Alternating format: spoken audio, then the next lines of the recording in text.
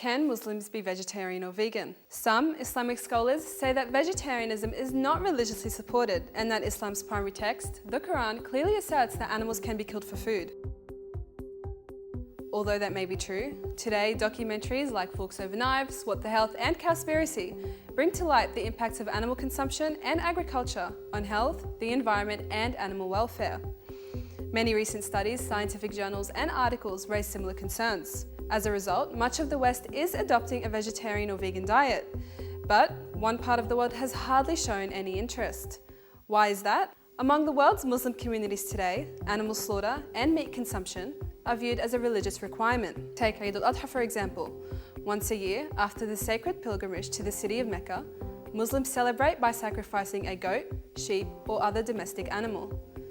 Aqiqah is another important ritual that Muslims take part in. It involves the slaughter of an animal upon the birth of a child to show gratitude to God. These traditions have roots in 7th century Arabia, when meat eating in Islamic countries was predicted on necessity.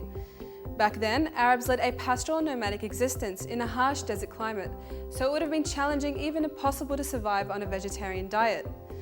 Nonetheless, are these traditions upholding the higher principles of Islam in today's day and age?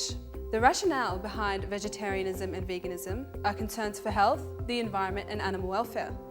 Today, the quality of basic elements of natural resources, such as air, water and soil, are deteriorating due to the widespread depletion of forests.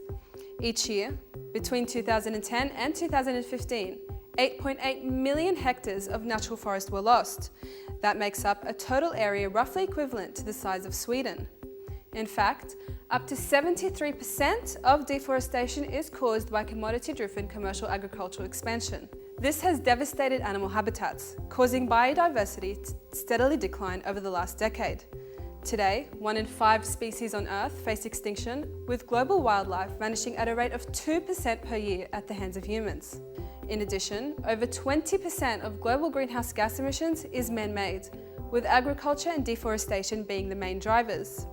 Hamza Yusuf is a prominent Islamic scholar that brings to light the issue of animal agriculture today. We live in a completely unjust food system. Science is no longer serving humanity, it's serving corporate interests. In the China study, what they found is that in areas where their protein was less than 5% from meat and dairy, there was no cancer. We have Muslims now eating meat 3 times a day, and then they're wondering why they have gout, why they have all these diseases. But as other scholars reject vegetarianism or veganism simply because the Quran permits the consumption of animals, Islam's higher principles, which consist of the well-being and welfare of ourselves and the wider community, is being overlooked. So how consistent is Islam with the universal ethics of vegetarianism? Well, early Muslims cautioned against too much meat. In fact, the Prophet Muhammad himself was semi-vegetarian, only consuming meat once a week. The Quran also raises the importance of caring for our health, the environment and animal welfare. Islam opposes the use of resources in excess or in pursuit of a wealthy lifestyle. The Quran also states that humans are to be guardians of the earth. Lately, trends have been shifting among Muslims to preserve the environment. A recent study found that over 60% of American Muslims support environmental protection as part of their religious identity. Given that animal agriculture seems to be the leading cause of environmental destruction, then following a vegetarian or vegan diet needs to be an essential part of the Islamic faith. As stewards of the earth, how will you take on that responsibility?